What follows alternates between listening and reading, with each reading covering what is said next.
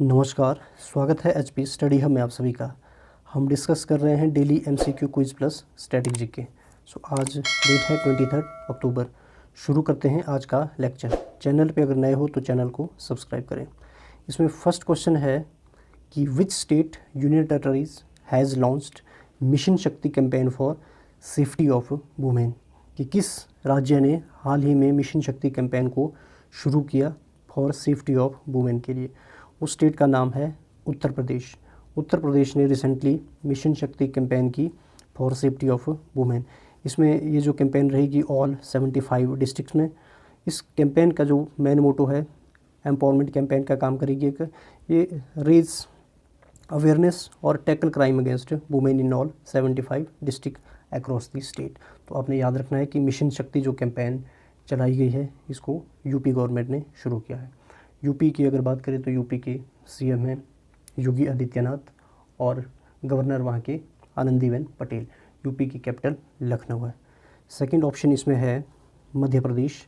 मध्य प्रदेश एक central state है India का, सेंट्रल इंडिया में, और वहाँ की सीएम शिवराज सिंह चौहान, कैपिटल भोपाल में है, और ये सेकंड लार्जेस्ट स्टेट है आफ्टर राजस्थान के बाद। ये सेकंड लार्जेस्ट स्टेट है। नेक्स्ट इसमें बात करते हैं बिहार की। बिहार की कैपिटल है पटना और वहाँ के चीफ मिनिस्टर हैं Nitish Kumar. Third new Delhi. New Delhi के सीएम है अरविंद केजरीवाल। नेक्स्ट क्वेश्चन पे हम जाते हैं। इसमें पूछा गया कि New Zealand prime minister Jacinda Ardern who won her second term belongs to which party. पूछा है कि न्यूजीलैंड की प्रेसिडेंट बने हैं जसिंदा आर्डर्न, उनका जो ये सेकेंड टर्म था, पूछ रहे हैं कि ये किस पार्टी से बिलोंग करती है। इसका जो राइट आंसर रहेगा लेबर पार्टी से।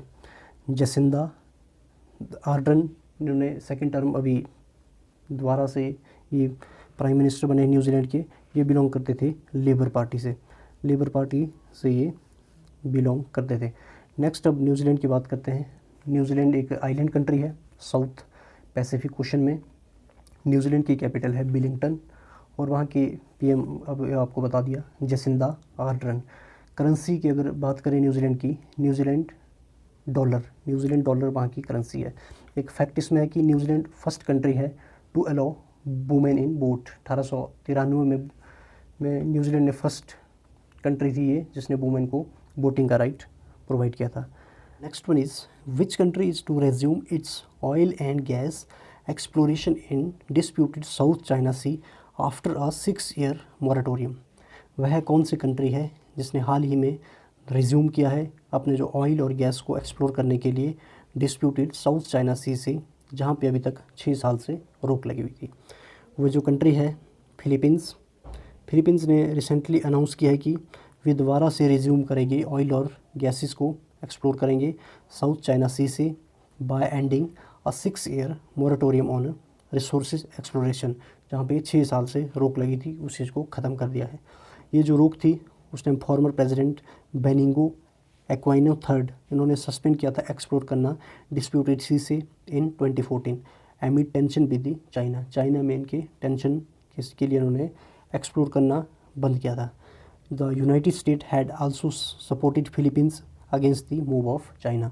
यूएस ने इस मूव को सपोर्ट किया है। नेक्स्ट बात करेंगे फिलीपींस की। फिलीपींस एक ग्रुप ऑफ आइलैंड कंट्री है, साउथ ईस्ट एशिया में स्थित है ये। कैपिटल फिलीपींस की मनीला है।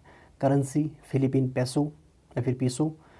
President Rodrigo Duterte. लेजिस्लेचर या फिर पार्लियामेंट की बात करें तो उसको कहते हैं कांग्रेस। नेक्स्ट सेकंड इसमें थाईलैंड की अगर बात करें, थाईलैंड एक साउथ ईस्ट एशियन कंट्री है। इसकी कैपिटल बैंकॉक में है। गवर्नमेंट वहाँ पे यूनिटरी पार्लियामेंट्री और कॉन्स्टिट्यूशनल मोनार्की है।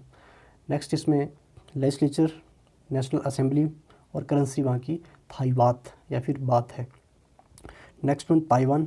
ताइवान एक officially the Republic of China का एक पार्ट माना जाता है इसको ऑफिशियली, और ये ईस्ट एशियन कंट्री है। कैपिटल ताइवान की ताइपी है।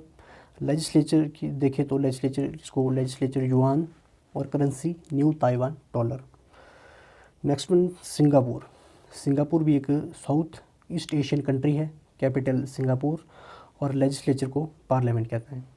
Next president Halimah Yacob. Currency है सिंगापुर डॉलर।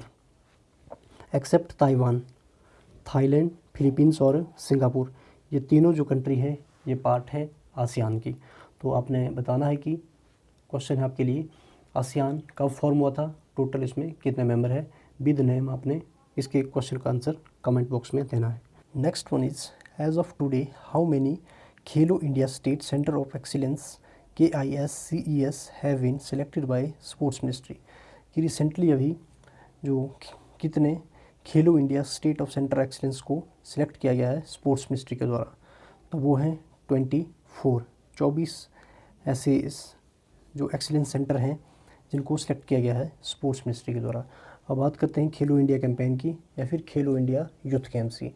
एक ऐसे गेम्स है जिसका जो पर्पस है ग्रास रूट टैलेंट हंट को पहचानना, जो ग्रास रूट लेवल पे जो हमारा टैलेंट है उसको पहचानना। ये जो खेलो इंडिया कैंपेन यूथ गेम्स होती है ये 2 कैटेगरीज में होती है, एक होती है अंडर 17 और दूसरी होती है अंडर 21। अंडर 17 में देखें तो इसमें स्कूल के स्टूडेंट आते हैं और अंडर 21 में कॉलेज के स्टूडेंट्स आते हैं। फर्स्ट इवेंट इसका 2018 में खेलो इंडिया कैंपेन का फर्स्ट जो इवेंट हुआ था और जो हेडक्वार्टर है खेलो इंडिया का वो न्यू दिल्ली में है।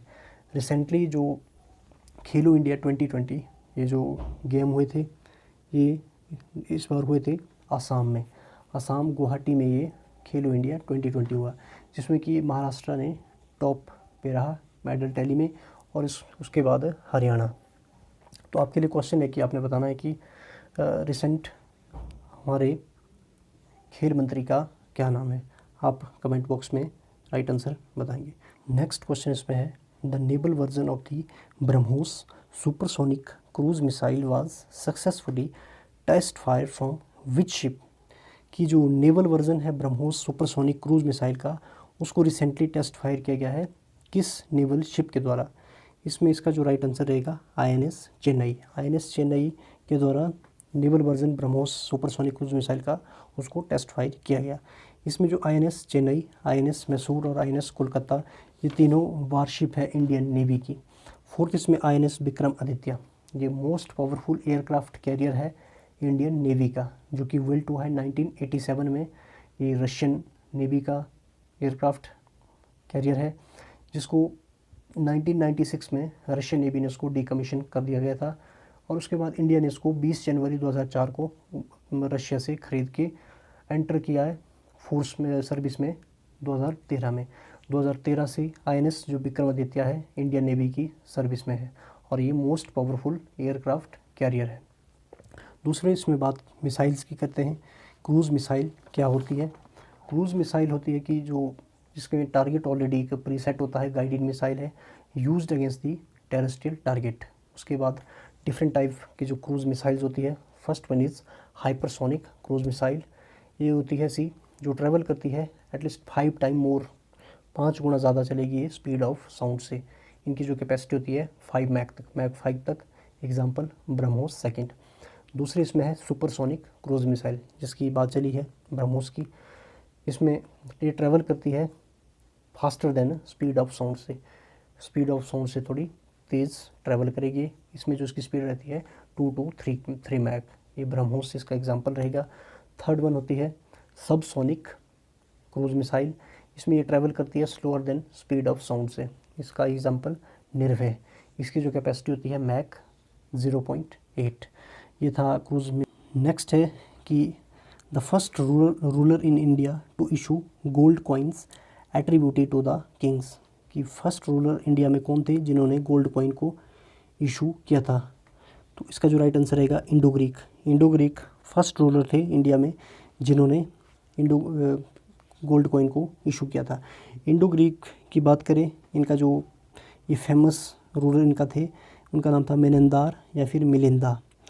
इनकी कैपिटल थी सकाला जो कि मॉडर्न सियालकोट में है और इन्वेट किया था गंगा यमुना दाओब को।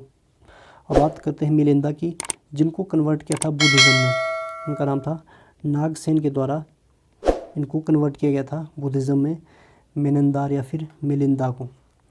मेनेंदार और जो नागसेना के बीच में जो कन्वर्सेशन हुई, बातचीत हुई है, उसको रिकॉर्ड किया गया एक बुक के माध्यम से, जिस बुक का नाम है मिलिंदा पनाहो या फिर द क्वेश्चन ऑफ मिलिंदा। तो याद रखना है, इंडो ग्रीक फर्स्ट रूलर थे इंडिया में जिन्होंने गोल्ड कॉइन को इशू किया था। और इसमें ये क्वेश्चन भी कई बार पूछा जाता है कि मिलिंदा या फिर मिलिंदार को किसने बुद्धिज़्म में कन्वर्ट किया है।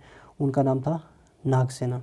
नेक्स्ट क्वेश्चन है इसमें, the first Buddhist council was held during the region of which of the following. जो फर्स्ट बौद्ध संगति हुई थी ये किस राजा के शासनकाल में हुई थी। ये हुई थी ऑप्शन ए अजात शत्रु के टाइम में। अजात शत्रु जब एम्परर थे उस टाइम राजगृह, नियर राजगृह के पास ये बौद्ध संगति हुई थी और इसके जो प्रेसिडेंटशिप ये महाकश्यप थे। अब बात सभी काउंसिल की करते हैं। फर्स्ट काउंसिल थी ये राजगृह में हुई है, अजात शत्रु के पैटर्नेज में और महाकश्यप की प्रेसिडेंसी में। सेकेंड बौद्ध काउंसिल की बात करें तो ये वैशाली में हुई थी, जगह वैशाली में 383 BC के करीब और कालाशोक के टाइम में। कालाशोक उस टाइम राजा थे और प्रेसिडेंसी इसकी थी सवाकमी के पास। थर्ड काउंसिल ये पाटलिपुत्र में हुई 250 BC में और ये अशोका के टाइम पीरियड में हुई और उस टाइम प्रेसिडेंसी थी मोगलीपुत्ता तीसा में। फोर्थ और लास्ट जो काउंसिल हुई थी, फोर्थ काउंसिल ये कश्मीर में हुई थी 72 AD। इस टाइम कनिष्क के टाइम पीरियड में हुई थी और प्रेसिडेंट उस टाइम थे इसके वसुमित्र। फोर्थ काउंसिल के टाइम में जब बुद्धिज़्म गॉट ये डिवाइड हो गया था 2 पार्ट में, हीनयान और महायान। तो ये था बुद्धिस्ट काउंसिल के बारे में। नेक्स्ट क्वेश्चन है कि with which of the following countries India shares maximum length of border. कि किस देश के साथ इंडिया सबसे ज़्यादा बॉर्डर शेयर करता है। इसमें इसका राइट आंसर रहेगा बांग्लादेश के साथ इंडिया सबसे ज़्यादा बॉर्डर शेयर करता है। यहाँ पे अगर कंट्री वाइज देखा जाए तो बांग्लादेश के साथ बॉर्डर होता है 4096.7 किलोमीटर। उसके बाद चाइना के साथ 3488 किलोमीटर। पाकिस्तान के साथ इंडिया का बॉर्डर रहता है 3323 किलोमीटर। नेपाल के साथ 1751 किलोमीटर और म्यांमार के साथ रहता है 1643 किलोमीटर। उसके बाद भूटान और अफ़गानिस्तान। तो इसमें याद रखना है कि बांग्लादेश के साथ इंडिया सबसे ज़्यादा बॉर्डर शेयर करता है। नेक्स्ट क्वेश्चन पे हम आते हैं कि Hirakud hydel power station is located in which river. जो हीराकुंड हाइडल पावर प्रोजेक्ट है ये किस नदी पे बना है। ये बना है महानदी पे। महानदी उड़ीसा पे ये डैम बना है जो कि वर्ल्ड का लॉन्गेस्ट अर्थन डैम है। अब बात करते हैं रिवर्स की। फर्स्ट रिवर है चंबल रिवर, ये मध्य प्रदेश में है, ट्रिब्यूटरी है यमुना की और विंध्या रेंज से ये निकलती है। सेकेंड इसमें गंडक रिवर की, नेपाल से ये इसका ओरिजिन होता है और ये लेफ्ट बैंक ट्रिब्यूटरी है गंगा रिवर की। सोर्स इसका नेपाल में ही हिमाल ग्लेशियर के पास है। नेक्स्ट महानदी की बात इसमें करें तो महानदी ट्रांसबाउंडरी रिवर है that flows through the Indian state of Bihar and West Bengal. ये भी ट्रिब्यूटरी है गंगा की। फोर्थ अगर बात करें सोनभद्र की, ये यूपी सोनभद्र जिला के पास से निकलती है। ऐसा माना जाता है कि इस जो जिला या फिर इस एरिया में ये सोने के लिए, गोल्ड के लिए काफ़ी फेमस है। तो आपने याद रखना है कि जो हीराकुंड हाइडल पावर स्टेशन बना है ये बना है महानदी पे। महानदी जो कि जहाँ पे वर्ल्ड का लॉन्गेस्ट अर्दन डैम है और ये लोकेटेड है उड़ीसा स्टेट में। नेक्स्ट क्वेश्चन इसमें विच committee was form for the determination of boundary in India and Pakistan. कि कौन सी कमेटी को गठित किया गया था भारत और पाकिस्तान के मध्य जो बाउंड्री डिसाइड करने के लिए। उस कमेटी का नाम था Radcliffe committee, option B. Radcliffe को बाउंड्री कमीशन भी कहा जाता है। जुलाई 1947 में लॉर्ड माउंटबेटन जो कि लास्ट वाइसराय थे इंडिया के, इन्होंने इसको सेट किया था। इस कमेटी के द्वारा इस पार्ट को 3 भाग में डिवाइड किया गया था। उसमें वेस्ट पाकिस्तान, ईस्ट पाकिस्तान और इंडिया। नेक्स्ट हर्टोग कमेटी की बात करें। हर्टोग कमेटी एक एजुकेशन की कमेटी थी, उनका नाम सर फिलिप जोसेफ हर्टोग था। ये 1929 में इसको बनाया गया था इस कमेटी को। इस कमेटी का जो मेन मोटो था, committee was appointed to survey the growth of education. जो सर्वे करना था उन्होंने ग्रोथ ऑफ एजुकेशन की ब्रिटिश इंडिया में, और ख़ास करके इनका जो रिफॉर्म में था हायर एजुकेशन रिफॉर्म से रिलेटेड। तो ये थे हरटोग कमेटी के बारे में जो 1929 में बनाई गई थी एजुकेशन से रिलेटेड ब्रिटिश इंडिया में।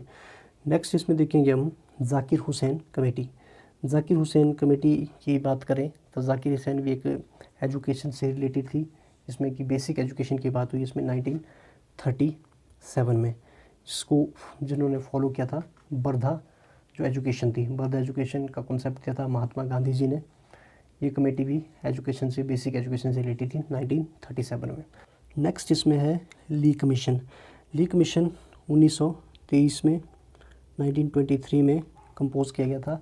इसमें इन्होंने कहा था, जो कंसिडर किया था ब्रिटिश गवर्नमेंट के द्वारा, कि जो इथनिक कंपोजिशन होती है superior Indian public services of government of India के लिए, और इसके जो चेयरमैन थे लॉर्ड ली।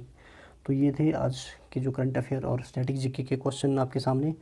मैंने जो क्वेश्चन आपसे पूछा है आप उसका जो राइट आंसर कमेंट बॉक्स में देंगे, और इस लेक्चर की PDF फाइल आप हमारे Telegram channel HP study hub से डाउनलोड कर सकते हैं।